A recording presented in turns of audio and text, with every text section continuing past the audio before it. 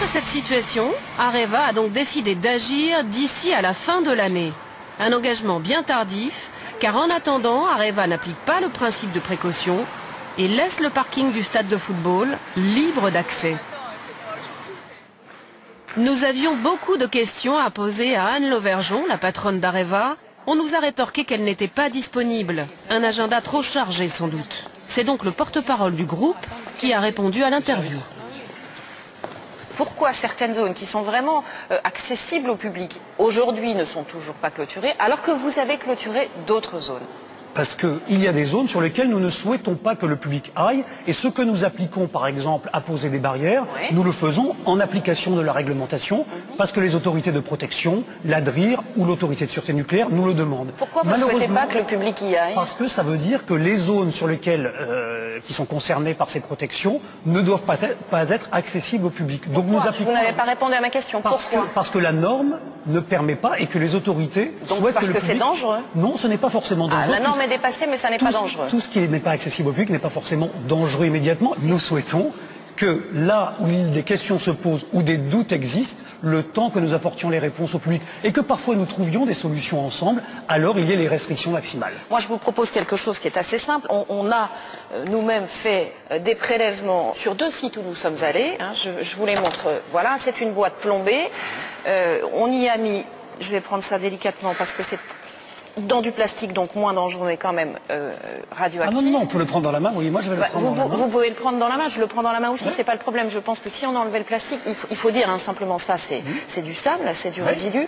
Donc si on enlevait le plastique, comme c'est du sable, ça peut partir vraiment absolument partout dans cette pièce. Et je ne souhaite pas, et j'imagine que vous non plus, vous ne souhaitiez pas que ce soit à tout vent ici et que quelqu'un éternue dans cette pièce. Ça c'est un Radex, je ne vous dis pas ce que c'est, vous savez parfaitement ce que c'est, ça mesure la radioactivité. Et on va donc regarder immédiatement la mesure que on obtient. Quelle est la norme? On est en microsievert? Oui, on est en microsievert par heure. Donc là, ça monte à 1,62, ça continue à monter. Bon, voilà. Donc... Et la norme, elle, d'exposition tolérée pour un individu, elle est par an de 1 millisievert. C'est-à-dire que ce sac, pour arriver à la norme, non pas de danger, mais la norme acceptée par les autorités, il faudrait que je reste en exposition avec 100 heures, Élise Lucet. Selon la CIPR, Commission internationale de protection radiologique, 10 microsieverts, c'est-à-dire que là, on n'en est pas si loin que ça, par an, d'accord, c'est une dose au-delà de laquelle il existe un risque pour la santé. Si effectivement on est quasiment à 2, au bout de 5 heures, on arrive à 10 microsieverts par an, donc qui est une dose qu'il ne faut pas dépasser pour la CIPR. Mais c'est une dose, Élise Lucet, que vous trouvez à l'état naturel. Voulez-vous moi-même que j'aille chercher une pierre de granit qui est là à notre disposition? Ce qu'on peut faire très simplement, c'est prendre la radioactivité naturelle. Oui, parce qu'elle n'est pas dans l'ambiance. Mais regardez, Élise Lucet, prenons ce granit. Prenons ce granit qui est un granit naturel et approchez donc, s'il vous plaît, votre appareil. Bien sûr, avec grand plaisir. Et approchez donc votre appareil et vous allez voir que ce sont... Alors, où est-ce qu'il monte, celui-ci? 0,40. Écoutez, là, voilà, je suis à 0,40. Là, écoutez, franchement, 0,40. Mais pour vous dire que nous sommes dans des normes...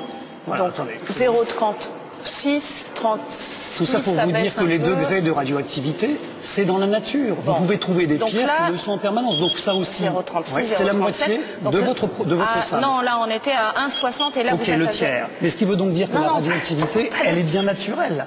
Et donc, c'est une question d'exposition. Ce que je veux vous dire, c'est que c'est une question d'exposition. Écoutez, il y a une étude qui a été menée par l'IRSN, l'Institut de radioprotection et de sûreté nucléaire. Ça aussi, c'est sérieux. Vous êtes d'accord, hein? Il n'y a pas à discuter. C'est un sujet sérieux. Le médecin du nucléaire, il a mené des études donc sur les rats. Après exposition prolongée à de faibles doses, il y a eu des problèmes sur ces rats de respiration, de comportement, d'alimentation, de reproduction. Donc ça vous fait réfléchir, j'imagine. Mais ça va nous faire réfléchir tous ensemble. Si ces constats de l'IRSN sont confirmés, j'imagine, par d'autres études scientifiques contradictoires. Mais ce sont des sujets sur lesquels il faut énormément travailler, confronter les données, et dès lors qu'on est d'accord sur l'analyse, réviser les normes quand il y a lieu. Est-ce qu'il n'y a pas à un moment, dans votre tête à vous, Areva, quelque chose qui serait assez simple à mettre en œuvre, qui est de dire, là où il y a un risque potentiel qui sera peut-être prouvé dans quelques années, on installe des clôtures, on met des panneaux qui préviennent au moins le public qui a peut-être un risque radioactif, et au moins les gens n'iront pas se promener des landaux, les enfants n'iront pas ramasser des pierres dans cet endroit-là, on en est certain. Je suis entièrement d'accord avec vous, Élise Lucet, mais je vais plus loin. Je trouverais inapproprié que ce soit Areva qui, de son propre chef, décide sans contradiction et surtout sans concertation avec les autorités de sûreté, mais parce qu'aujourd'hui nous sommes... Mais vous protégeriez la population. Mais vous l'avez dit, et au regard de votre chiffre d'affaires, c'est pas beaucoup d'argent mettre des clôtures. Mais nous ne sommes pas dans une logique financière en ces matières. La population, elle a droit aux informations, ses élus aussi, et il y a le contrôle des autorités. Je comprends, mais en attendant que toutes ces démarches soient entreprises, ça prend énormément de temps. Est-ce qu'il n'y a pas un principe de précaution? On met des panneaux, on prévient un grand public, et au moins, il n'y aura pas de catastrophe découverte dans 10 ans. Et quand il y a lieu, nous le faisons. Et si je peux me permettre jusqu'à présent, vous n'avez pas découvert de catastrophe.